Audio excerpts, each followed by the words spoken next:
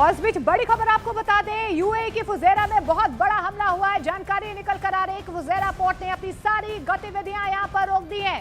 वजह यह है कि पोर्ट के पास यहां पर स्ट्राइक हुई है। और इसी के साथ एक और बड़ी खबर आपको बता दें, फुजेरा ऑयल फील्ड में भी आग लग गई है।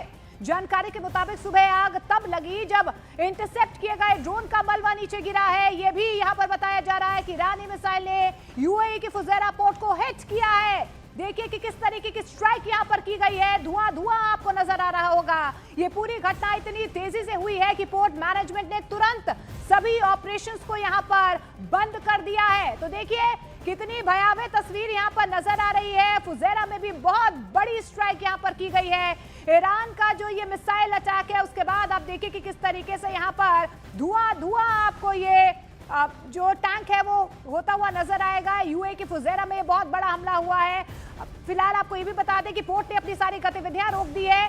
पोर्ट के पास ये स्ट्राइक हुई है, ये खबर निकल कर आ रही है। और इस बीच आपको बता दें ऑयल फील्ड में भी आग लग गई है और आग की लपटें आप देख पा रहे हैं कि किस तरीके से यहाँ पर भयावह तरीके से ऊपर उठती हुई नजर आ रही है। तो देखिए लगता है कि ईरान पर तूफानी हमला करने वाले अमेरिका और इजरायल युद्ध के दलदल में बुरी तरह से फंसते जा रहे हैं। दावों के मुताबिक ईरान के परमाणु ठिकानों पर हमला होने के बाद से रूस ने चेतावनी दे दी है कि अब रूस चुप नहीं बैठेगा।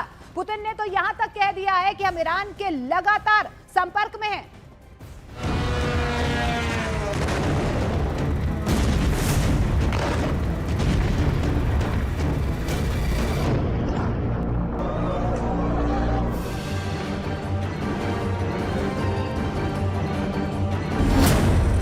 परमाणु ठिकाने पर बड़ा हमला, 1500 मिसाइलों से ईरानी कोहराम।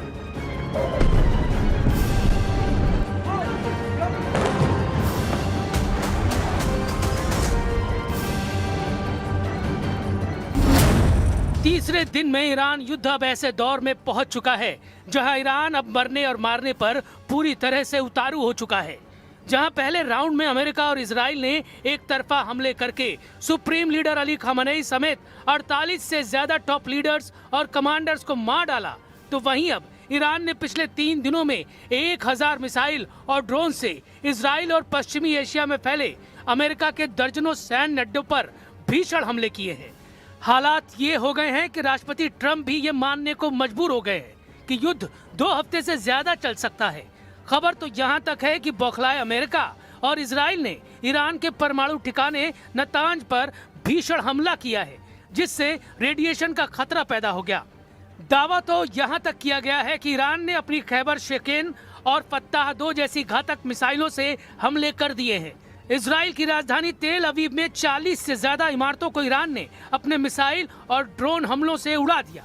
यरूशलेम ने भी ईरान के तूफानी हमलों से भारी तबाही हुई है। अब तक युद्ध में अमेरिका के कई जेट गिर चुके हैं। कुवैत के रक्षा मंत्रालय का यहां तक दावा है कि अमेरिका के कई जेट गिरे हैं। हालांकि कुवैत ने संख्या नहीं बताई है। कुल मिलाकर मिडिल के 8 देश ईरान की बदले की आग में जलने लगे हैं। हम शुरुआत करते हैं अमेरिका और इजराइल के उस तूफानी हमलों से, जिसकी वजह से पश्चिमी एशिया में परमाणु जंग का खतरा पैदा हो गया है।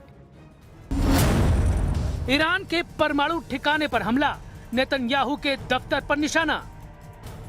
28 फरवरी 2026 को शुरू हुए ऑपरेशन एपिक फ्यूरी और ऑपरेशन रोरिंग लॉयन में ईरान ने तांडव मचा रखा है। रॉयटर्स के हवाले से खबर आ रही है कि अभी तक ईरान में 255 से ज्यादा लोग मारे जा चुके हैं। तेहरान के पश्चिमी इलाके में सबसे ज्यादा अमेरिका और इजराइल ने हमले किए हैं। खबर तो यहाँ तक है कि इजराइल और अमेरिका ने ईरान के नतांज परमाणु ठिकाने पर भीषण हवाई हमला किया है। रेडिएशन की चेतावनी देते हुए ईरान ने दावा किया है कि इजराइल के हमले से पूरे इलाके में परमाणु रेडिएशन किसी भी वक्त शुरू हो सकता है। पिछले 72 घंटे में दोनों तरफ से हजारों मिसाइल, बम और ड्रोन एक दूसरे पर दागे जा चुके हैं। जरा ये आंकड़े देखिए। पिछले 72 घंटों में अमेरिका और इजराइल ने ईरान के भीतर 2500 से अधिक ठिकानों पर बमबारी की है। पहले 24 घंटों की रिपोर्टों के अनुसार केवल पहले दिन अमेरिका ने 900 और इजराइल ने लगभग 1200 हवाई हमले किए हैं। ईरान के तेहरान, इस्फहान, कोम, करज और किरमानशाह जैसे प्रमुख शहरों को निशाना बनाया गया है। इजराइल के 200 से अधिक लड़ाकू विमानों जिसमें F-35 और F-15 ने सैकड़ों टन सटीक हथियार और लगभग 500 से अधिक बड़ी मिसाइलें दागी हैं। अमेरिकी युद्धपोतों और पनडुब्बियों ने 1000 से अधिक टोमाहॉक क्रूज मिसाइलें दागी हैं। अमेरिका ने अपने B-2 स्टील्थ बॉम्बर से 14 GBU-57 बम गिराए। ये दुनिया के सबसे बड़े बम हैं जो जमीन के नीचे गहराई में बनी परमाणु सुविधाओं जैसे फोर्डो और नतांज को तबाह करने के लिए उपयोग किए गए हैं। दावा तो यहाँ तक किया गया है कि ईरान के परमाणु ठिकाने नतांज पर अमेरिका के हमलों से भारी नुकसान हुआ है। Trump has all the latitude in the world to talk about how long it may or may not take. 4 weeks, 2 weeks, 6 weeks. It could move up, it could move back.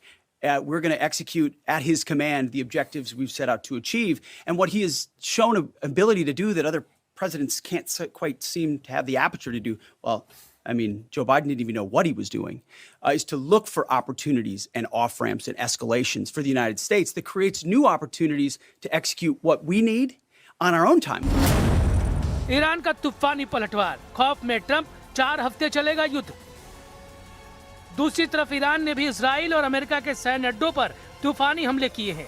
Qatar, Bahrain, Kuwait, Saudi Arab, UAE, Cyprus और तुर्की में आज Iran ने इतने तूफानी हमले किए हैं जिन्हें देखकर राष्ट्रपति ट्रंप बुरी तरह से बौखला गए हैं। ट्रंप ने माना कि ये जंग 2 हफ्ते से लेकर 4 हफ्ते तक चल सकती है। हैरानी की बात तो ये है कि जिस ईरान को पहले राउंड के हमलों में हराने का दावा कर रहे थे, वो अब लंबे युद्ध का अनुमान लगाने लगे हैं।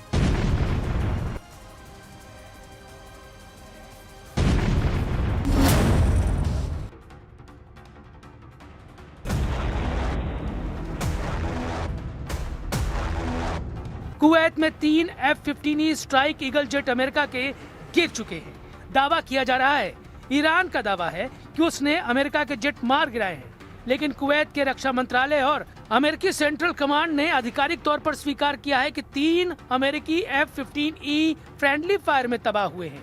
हालांकि पायलट सुरक्षित बताए जा रहे हैं। अगर हम हवाई हमलों के हिसाब से ईरानी हमला करने की क्षमता को देखें तो वाकई ईरान ने कोहराम मचा दिया है। ईरान ने इस वक्त 700 किलोमीटर दूर इराक में अमेरिकी अड्डों पर हमले तेज कर दिए हैं।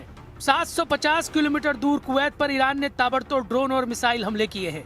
1050 किलोमीटर दूर बहरीन के मनामा में ईरान ने अमेरिका के नौसैनिक अड्डे पर हमला किया है। 1150 किलोमीटर दूर कतर पर सबसे भीषण हमला ईरान ने किया है। यहाँ पश्चिमी एशिया में अमेरिका का सबसे बड़ा सैन्य अड्डे को ईरान ने तबाह कर दिया है। 1280 किलोमीटर दूर यूएई में भी ईरान के हमलों से भारी तबाही हुई है।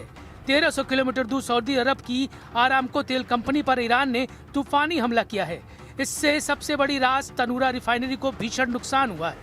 1460 किलोमीटर दूर जॉर्डन में भी ईरान के हमले से भारी नुकसान हुआ है। 1500 किलोमीटर दूर ओमान में ईरान ने अमेरिकी ठिकाने पर ड्रोन से हमला किया है।